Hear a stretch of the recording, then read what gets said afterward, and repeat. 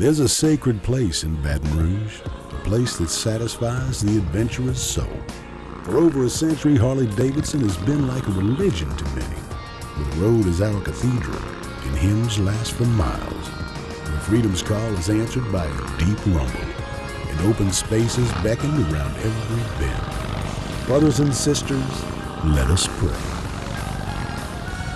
Come join our family at Harley-Davidson of Baton Rouge, where we ride with you.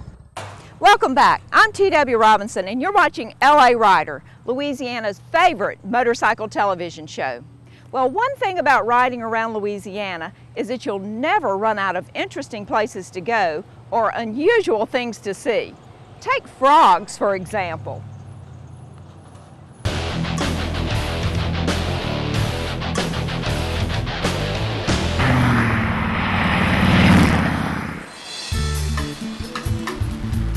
I was on the road early and headed west.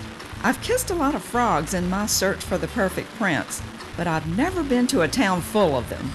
Frogs, that is, not princes. My destination on this cool Louisiana day was the frog capital of the world, Rayne, Louisiana. Rayne is located in the very heart of Cajun country, about halfway between Lafayette and Crowley. After crossing the beautiful Atchafalaya Basin on I-10, I took US 90 West out of Lafayette to enjoy a little more of the local scenery. This area of Louisiana is known as the Cajun Prairie, flat, rich farmland which became home for thousands of migrating Acadians forced out of Canada in the Great Expulsion.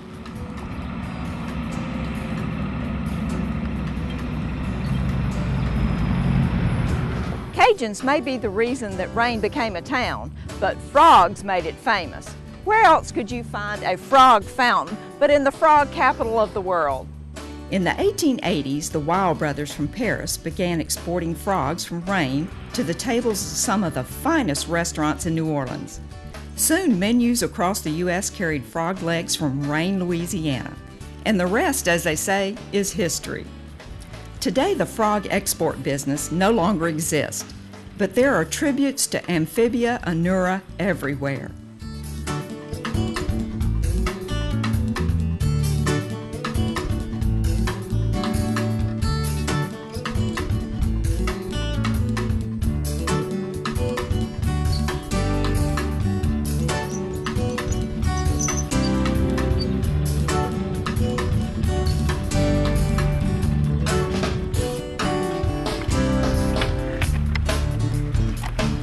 That's a big frog. You can't have a ride Louisiana without someplace to eat, and you can't eat in Rayne, Louisiana without eating frog legs. So that means a stop at Chef Roy's Frog City Cafe.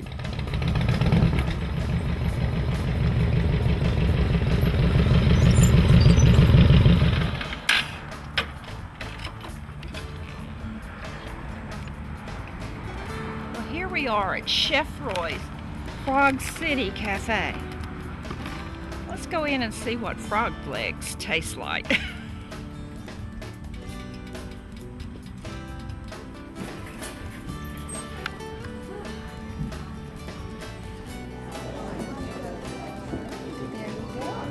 Oh, wow. Those are big. What if it leaps out of my hand when I pick it up?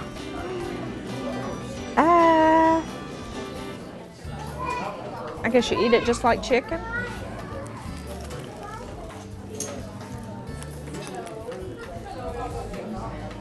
Ooh, it's hot. Oh my gosh, it's hot. Okay, I'm gonna try this again.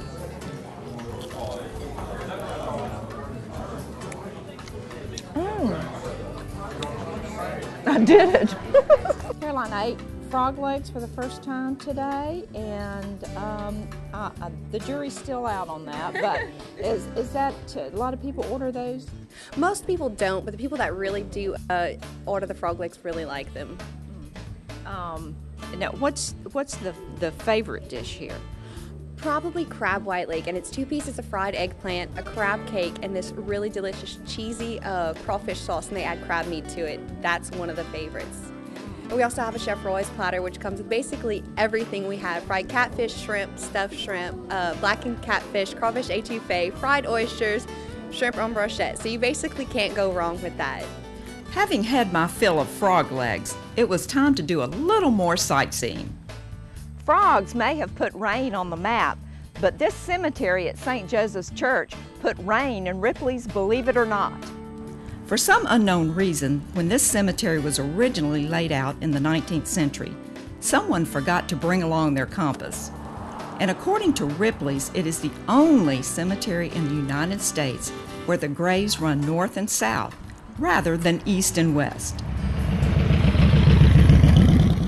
One thing we didn't find while we were here was a real live frog, so I never got a chance to actually find a prince. Maybe the Wild brothers did their job a little too well. For LA Rider, I'm TW.